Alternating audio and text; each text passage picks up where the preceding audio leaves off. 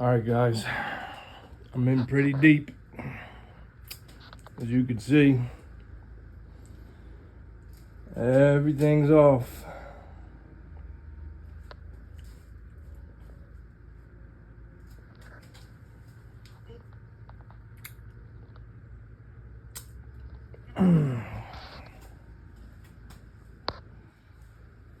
This is the old motor, the one I took out before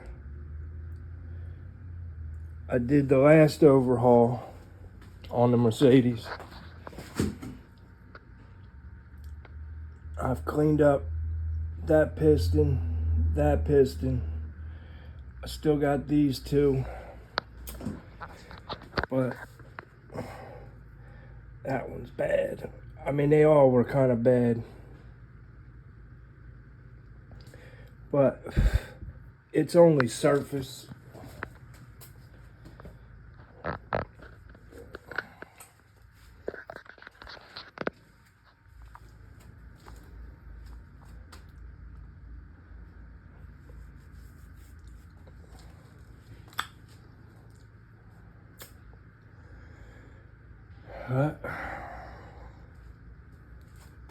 We're gonna try and get it done.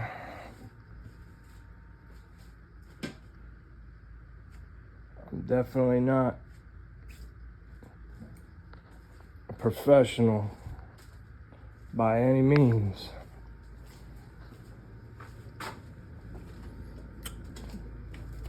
So people understand and know. Anyway, here's the old Warbird.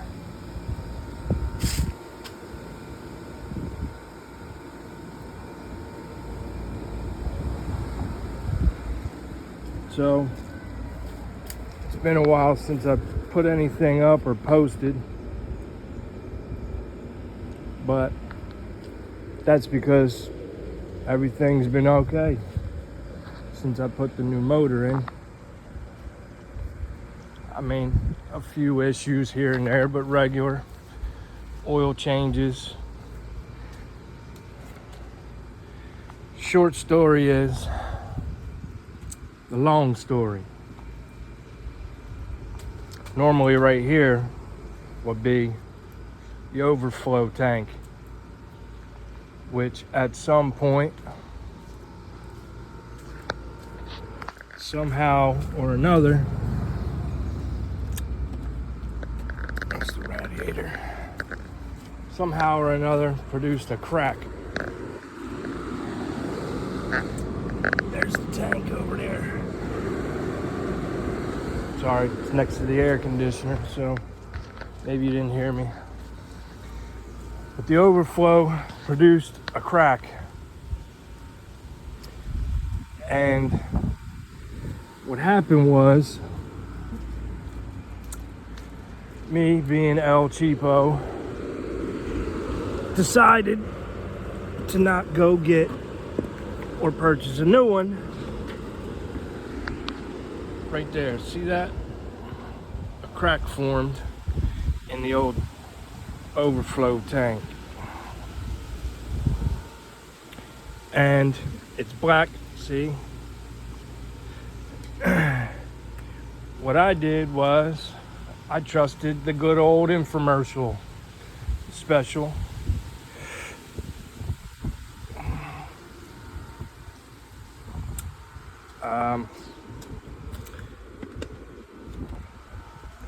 God, what the hell is that shit called?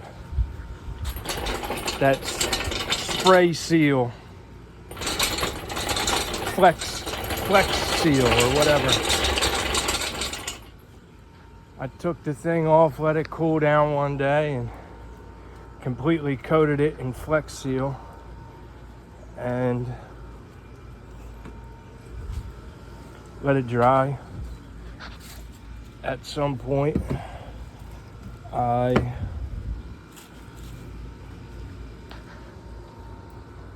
put it back together, but I guess Flex Seal isn't rated for the high heat and temperatures that the car was reaching when it would overheat. or just plain driving around.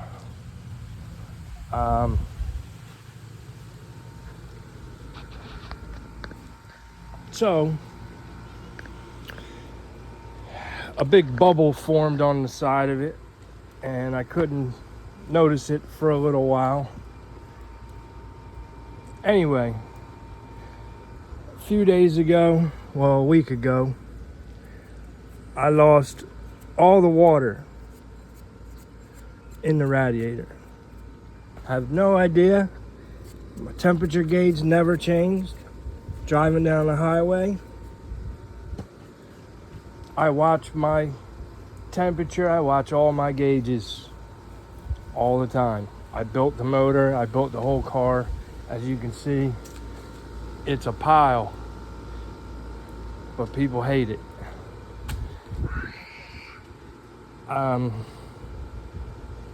Yeah, I watched my gauges, and it wasn't until I went to change lanes did I notice the screeching sound of the valves, crank, and everything else struggling. And at that moment, I let go of the gas. Of course, in the oh shit moment. And luckily my exit was coastable. So I coasted my exit. By the time I got to the top, without pressing on the gas, she shut down by herself. As soon as the car shut down, as soon as the motor shut down, that's when I noticed, and you could see very drastically and fast, did the thermostat raise to the roof. So I got it off on the side of the road. I immediately jumped out. You could hear it hissing. No steam, no nothing. And I started to release the cap. As I was slowly turning the cap, I wasn't getting any bubbling, any gurgling, nothing. I kind of knew then that it was in trouble, that there wasn't any water in there. And that's when I had to check the oil. And when I checked the oil,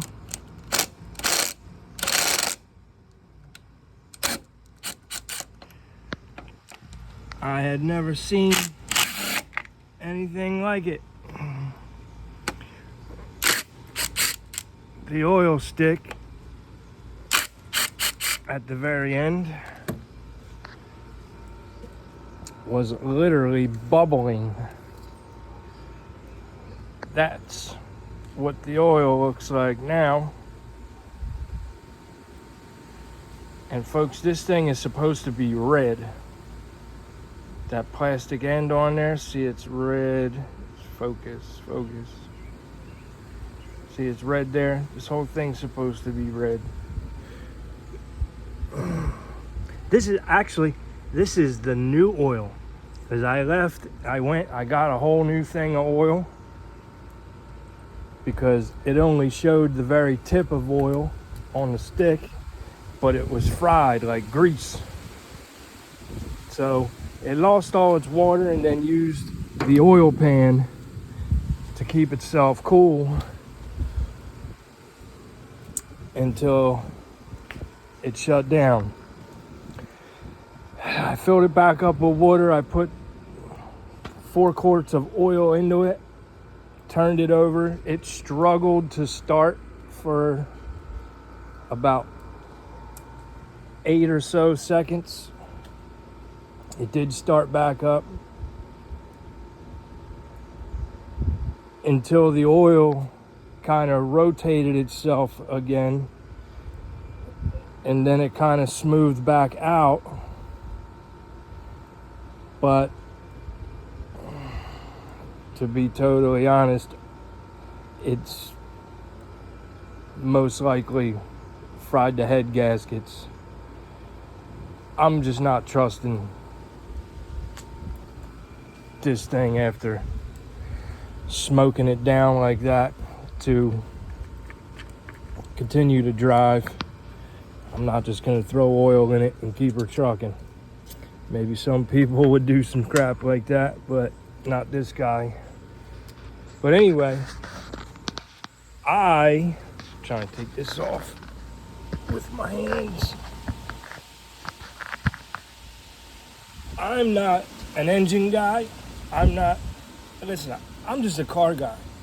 I like cars, and I don't like paying people to build my cars. I like doing the stuff myself, and whatever I can't do myself, I will turn off to somebody else who might be a better at it or a specialist. But mostly everything I do myself. And some people like what I do, some people don't.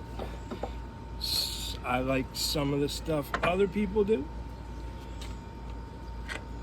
some of the stuff I don't. So it's just the way the world is. But for anybody who doesn't know, this is a 2001 S500 Mercedes. Okay. I didn't choose this car chose me. That's a different story at a different time. But nevertheless, it's still a $90,000 price tag in the year 2001. So it came with 2001's top of the market, top of the line, best of the best. Believe it or not, in the beginning of the Dodge rebirth with the Hellcats, Chargers, things of that nature, this was the baseline for Chrysler. They used this car and most of its engineering to do the first